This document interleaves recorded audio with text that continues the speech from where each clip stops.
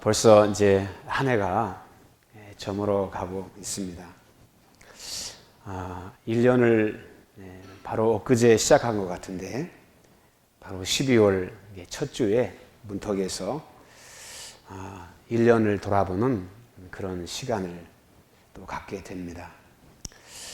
새로운 결심과 열정을 가지고 새해 문을 열었는데, 1년 동안 살아온 우리 삶의 발자취를 이렇게 돌아보면 나는 어떤 흔적들을 내 인생의 히스토리에 남겼는가.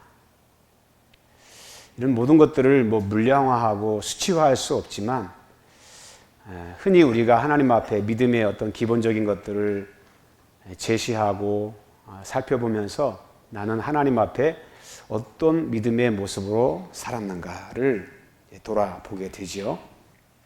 그래서 그 달란트 체크라고 하는 항목이 있더라고요.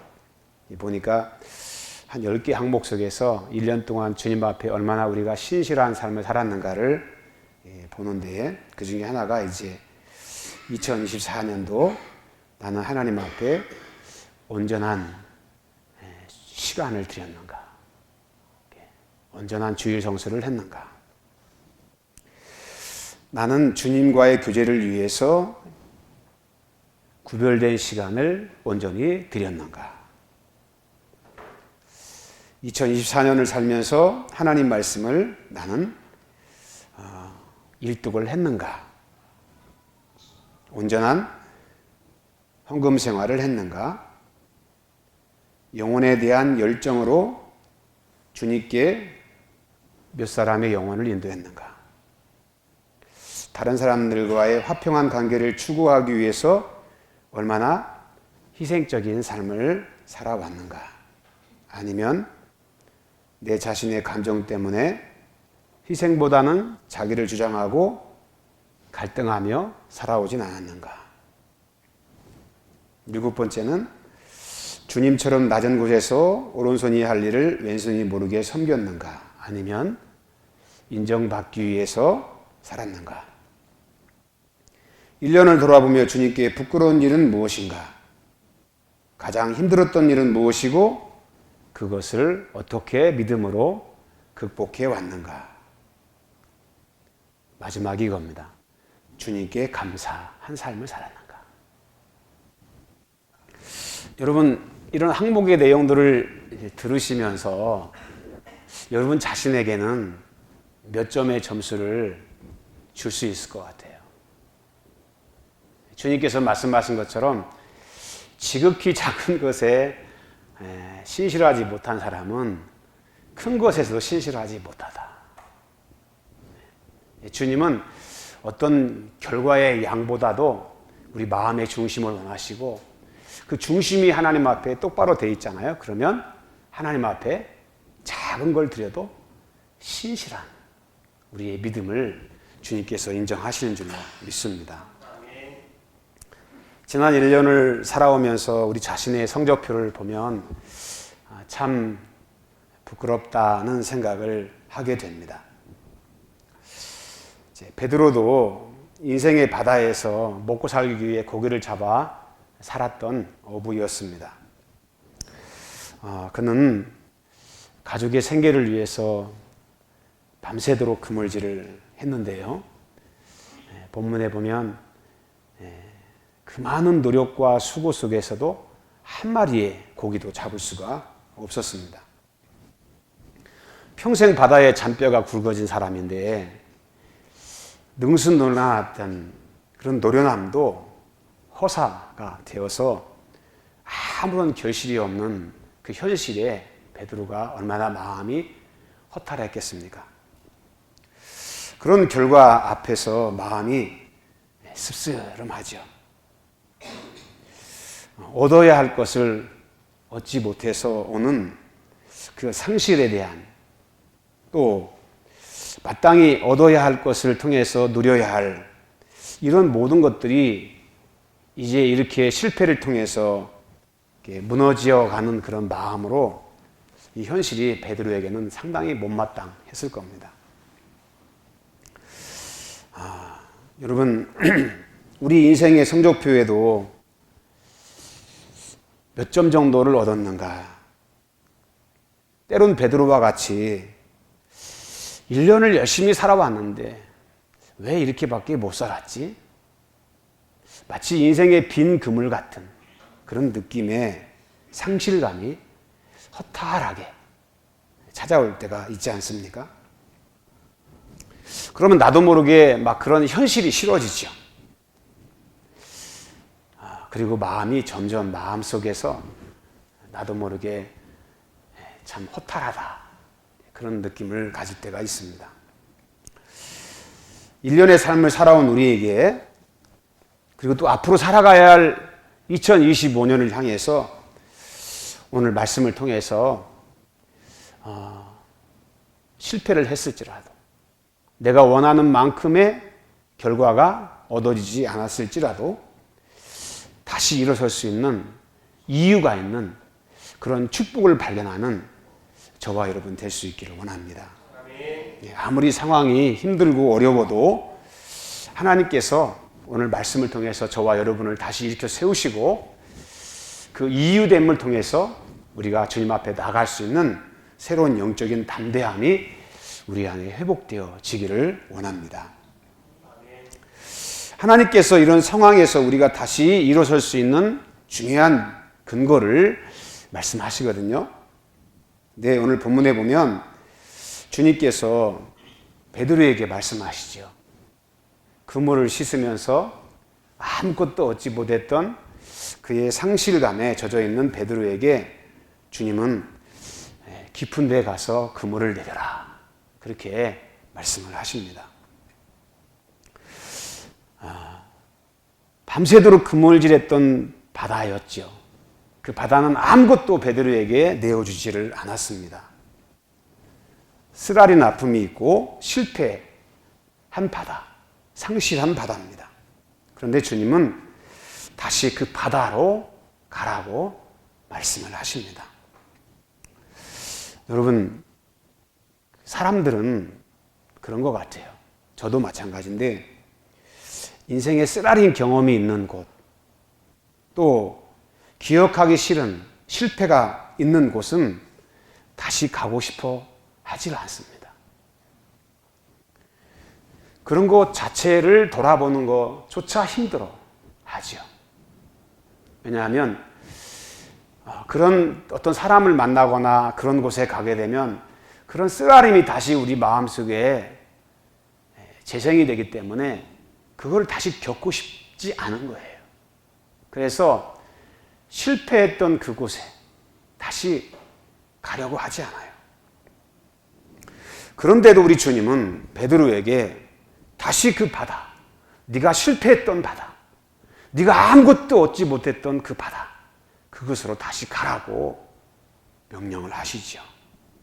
깊은 데 가서 그물을 다시 내리라고. 베드로에게 있어서 그 바다는 너무 냉정하게 느껴지지 않겠어요? 그 바다는 정말 쳐다보기도 싫은 바다이지 않겠습니까? 근데 좀 주님은 잔인하게 느낄지 모르지만 그런 현실을 향해서 베드로에게 다시 그물을 내리라고 말씀을 하시는 거예요. 주님의 사랑이라고 하는 것은 우리가 실패를 당했을 때 아무것도 얻지 못하는 현실의 공허함이 우리에게 뭔가 마음속에 불행으로 찾아올 수밖에 없는 그런 현실이지만 그런 것을 회피하고 도피하고 그렇게 힘들어서 주저앉아 있는 우리에게 힘내라고 말하는 분이 아니라 우리 예수님은 다시 가라. 다시 가라. 다시 바다의 그물을 내려라. 그 현실을 직면시키시는 우리 주님이십니다. 여러분, 우리는 다 그런 현실이 싫기 때문에 떠나고 싶어요. 안 만나고 싶잖아요. 두렵잖아요, 사실.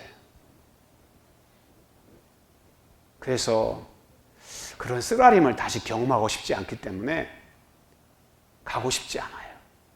만나고 싶어 하지 않는다고요. 그럼에도 주님은 베드로에게 그물을 싣고 있어요, 지금. 근데 다시 베드로에게 그 그물을 손에 잡고 바다로 나가라고. 다시 그물을 내리라고. 주님께서 말씀하시는 겁니다. 저도 목회하면서 교회를 개척해 가면서 지금까지 해온 인생의 삶을 돌아보면 참 정말 쓰라림이 많았던 경험이 많은 기억 속에 있습니다. 아무것도 없는데 주님께서 의정부 가까운 데 가서 교회를 개척하라고. 그 주님의 명령을 들었을 때 현실이 너무 아무것도 없으니까. 그래서 막 기도하는데 기도하면 할수록 마음속에 찾아오는 것은 더 깊은 공허함이 있었어요. 그런데 그런 시간을 보내고 그런 과정을 거쳐가면서 하나님께서 계획하신 일들을 이루는 걸 보면서 야, 놀랐구나. 이거를 깨달았습니다. 그게 뭐냐면 주님이 말씀하셨을 때는 거기에 분명한 하나님의 놀라운 뜻이 있다는 거예요. 나를 향한 놀라운 계획이 거기에 감춰져 있다는 것을 제가 알게 됐어요. 현실은 정말 막막해요. 아무것도 없어요. 내 손에서 할 수 있는 능력이 없어요.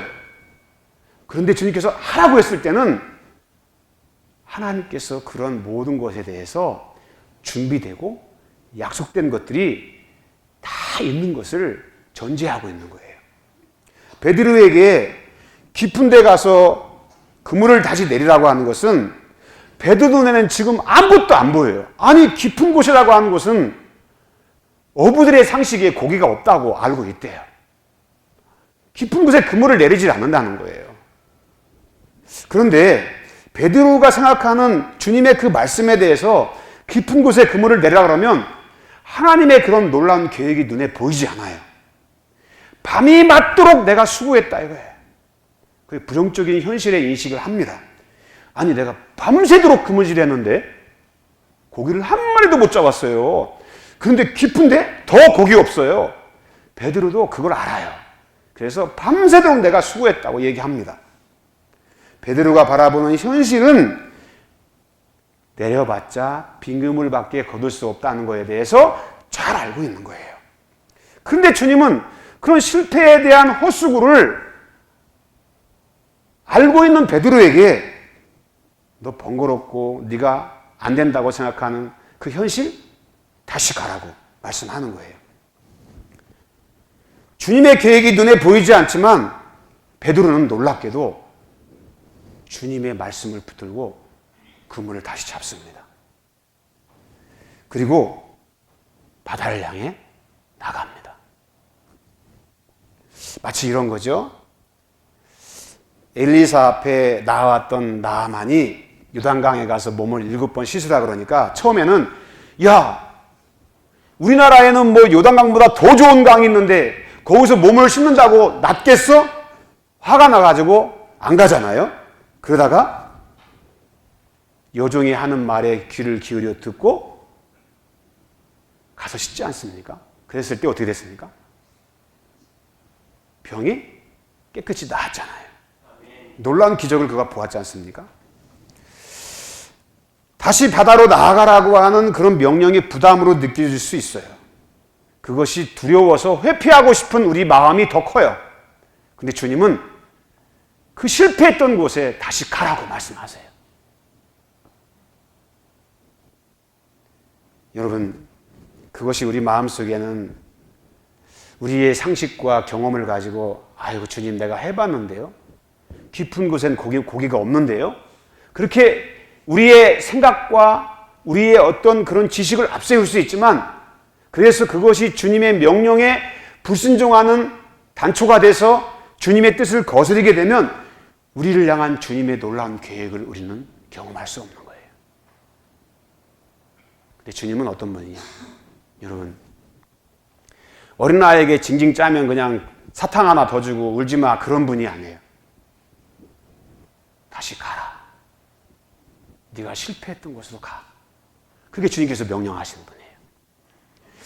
여러분, 그렇게 주님께서 명령하셨을 때 우리가 어떻게 주님 앞에 그 명령을 우리가 순종하며 나가야 될 것인가? 베드로가 그렇게 말하잖아요. 밤이 맞도록 수고하였지만 다음이 중요합니다. 주의 말씀에 의지하여 내가 그물을 내리리다. 여러분, 이 참 너무 중요한 고백입니다.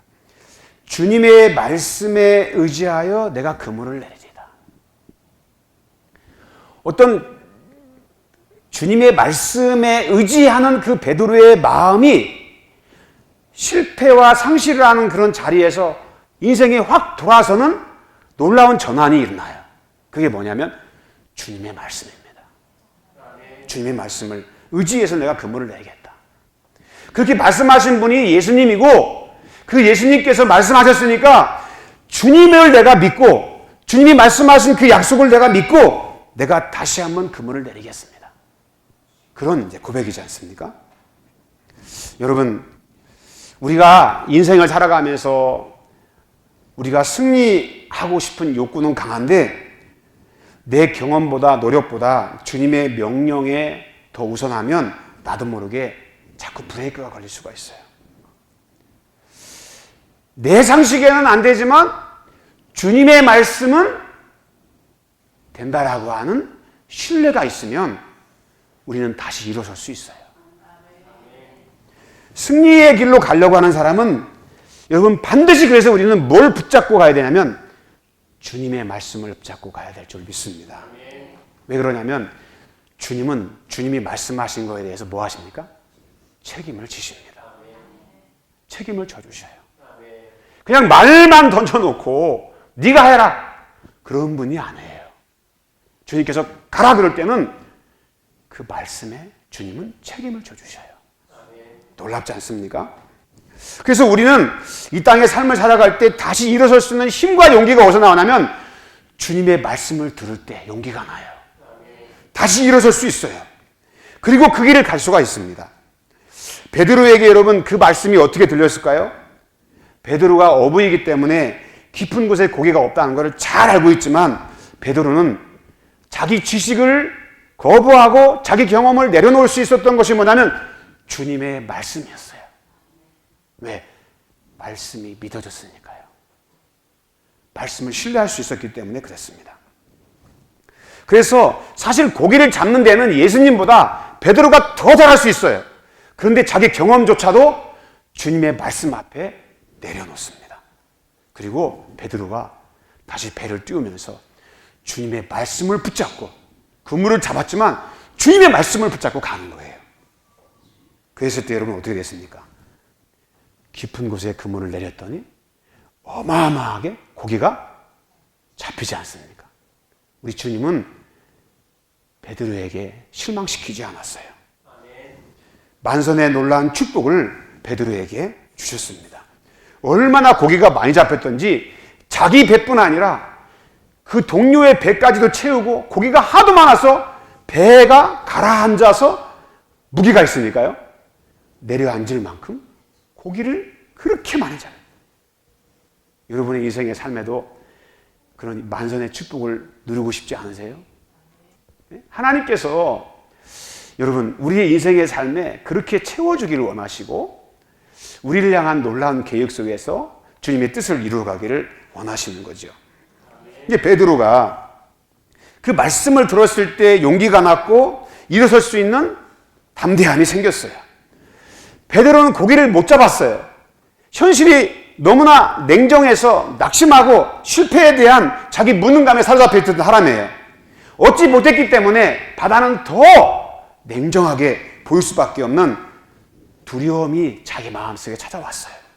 그런데 베드로가 그런 두려움을 이기고 현실의 냉정한 것을 이길 수 있었던 것은 다시 공허한 바다를 향해 그물을 들고 나갈 수 있었던 것은 오직 하나예요. 주님의 말씀입니다. 말씀을 들었을 때 그는 다시 일어설 수가 있었던 것입니다. 오늘 우리 인생의 삶에도 주님의 음성이 들려지면 일어서는 줄로 믿습니다.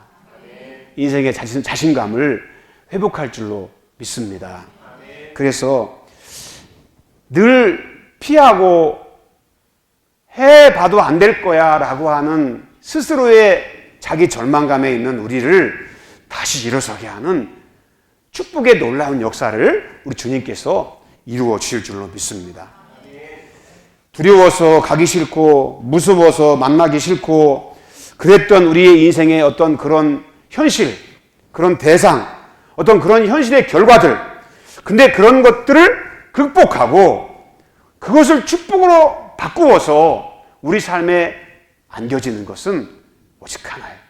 주님의 말씀을 의지하여 나갈 때 그렇습니다. 그래서 로마서 여러분 10장에 그렇게 말씀하시잖아요. 믿음은 들음에서 나며 들음은 하나님의 말씀으로 말미암느니라.